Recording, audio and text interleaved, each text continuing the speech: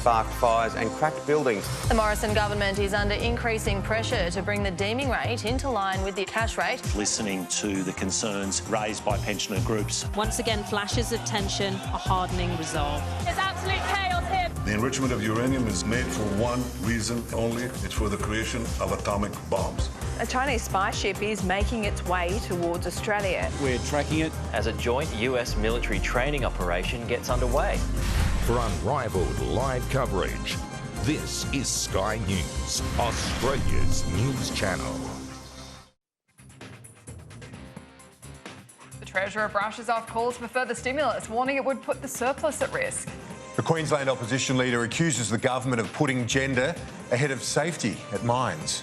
We will no longer deal with him. That's President Trump's attack on the British ambassador, who called him inept, and he takes a swipe at Theresa May. Later in sport, Ash Barty's dream run over, the world #1 knocked out at Wimbledon.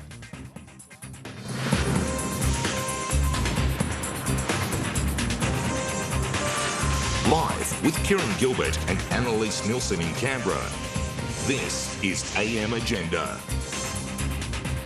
Good morning and welcome to AM Agenda here in Canberra. It's 9 o'clock. Yep, these are the top stories this morning. It relates to Josh Frydenberg pushing back against the Reserve Bank Governor's call for the government to step up infrastructure spending. Let's go live to our political reporter, James O'Doherty. James, in fact, he's not just pushing back, he's saying that people are misinterpreting what Governor Lowe has said. Governor Lowe says that the Reserve Bank alone can't provide the stimulus needed to kick the economy into gear, Kieran and Annaliese, because reserve interest rates are at an all-time low, and the Reserve Bank thinks that the government needs to put more money into the economy through perhaps infrastructure spending to kick the economy into gear and provide a bit more stimulus. This was Philip Lowe in a speech that he made in Darwin last week. And our decisions are helping support the Australian economy. But we should not rely on monetary policy alone. We will achieve better outcomes for the society as a whole if the various arms of public policy are all pointing in the same direction.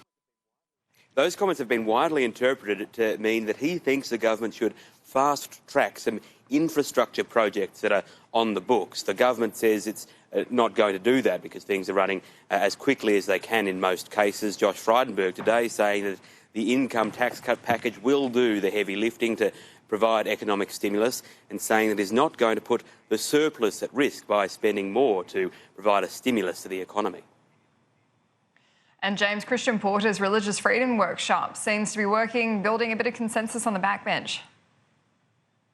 Last week, the Prime Minister told colleagues, Annaliese and Kieran, that the issue of religious freedom should not be one that divides the party room. Christian Porter is holding a number of backbench workshops with the Coalition party room to get them on board with a draft plan to protect religious freedom, but do so in a way that builds consensus among the Coalition MPs. Erica Betts today saying the issue of religious freedom is one that the party does need to address.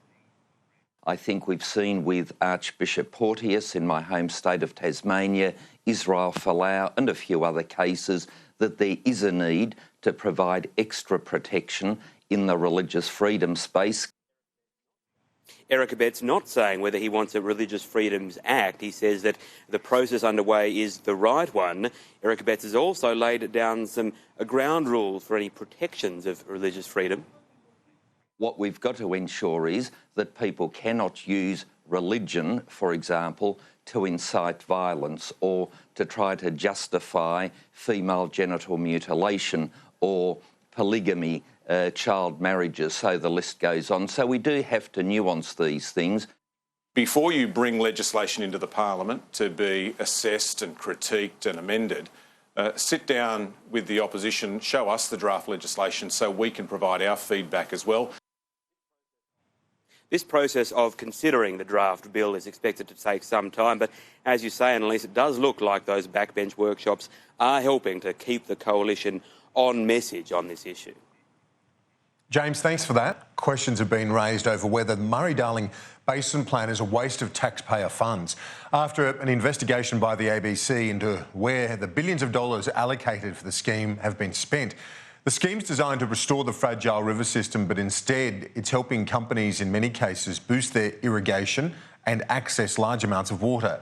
Steve Wan from the National Irrigators Council has defended the transparency of the scheme but admits it does have problems.